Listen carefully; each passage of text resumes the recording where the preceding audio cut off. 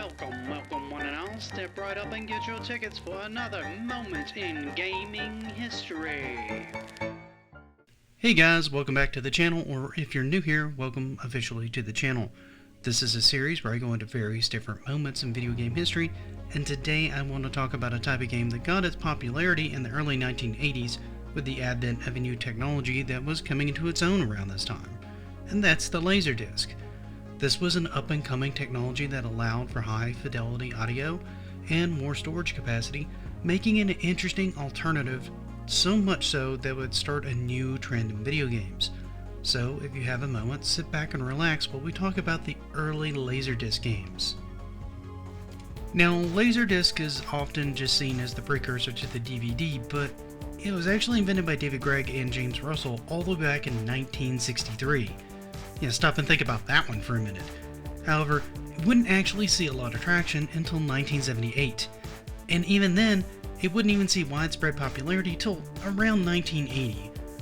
As it started to gain more popularity, it started getting the attention of more people, including game developers who started looking into it for game development. One such developer was Sega. And I know most of you guys were thinking I was going to go with a completely different game, but Sega was actually one of the first ones to dip its toe into using this technology, and actually why I found this topic so fascinating. You see, Sega decided they wanted to develop a space shooter known as Astron Belt, and released this in early 1983 in Japan. And now you're thinking, that's really close to that other game. Yeah, but this one came out first. So let's take a look at it, shall we? Astron Belt was a rail-based shooter that combined full motion video and overlaid pixel graphics to produce something truly unique in the video game space, and honestly kind of weird looking in my opinion. In the game, the player controls a lone spacecraft that can pretty much single-handedly deal with an entire armada, which honestly sounds on par for the course with these kinds of games so far. In the way are enemy ships, mines, and other objects that the player must shoot or basically avoid. Now, Sega decided to divide the game into waves. At the end of each wave, the player would fight a command ship. What's different about this game versus other games is the player actually starts with a timer, not lives, commonly 60 seconds. After that timer expires, the player is given a limited number of lives to play with until the game ends. As you can see from the footage, this looks, well, pretty unique. The full motion video from the Laserdisc itself makes for a hyper-realistic background, while the fighter is displayed as a pixelated ship. It looks like something truly next generation in one aspect, and while slightly a disjointed mess, at least in my opinion, from the other side. If you look at it closely, it almost seems like the player is just randomly shooting and not really making contact with anything. The explosions just seem to happen without the player really doing anything at all to prompt them at all.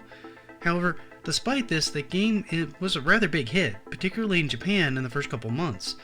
And, well, that was March of 1983. It also received a lot of praise for pushing the medium forward with its hyper-realistic graphics and ushered in a fascination with Laserdisc-based games in general. Games like this would usher in new games and new ideas, like Dragon's Lair, which would come out shortly after Astron Belt in June of that same year. This introduced us to Dirk Daring, one of the most unlikely of heroes to enter the castle and work his way down to the Dragon's Lair itself, and save Princess Daphne from the clutches of the evil dragon.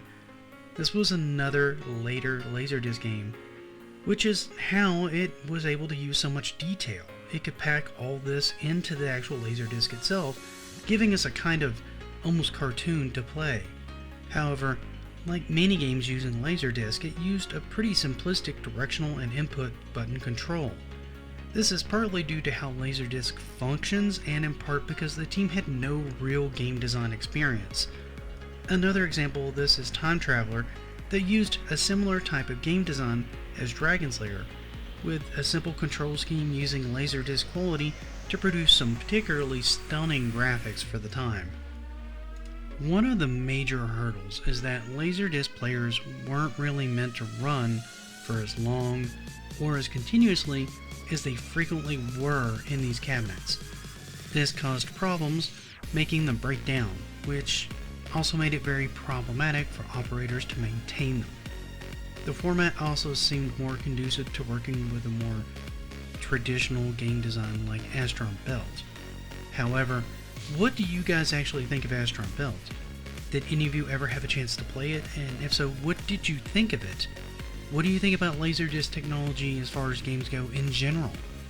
Do you think they have more potential than they managed to get out of it back in the day? Let me know in the comments.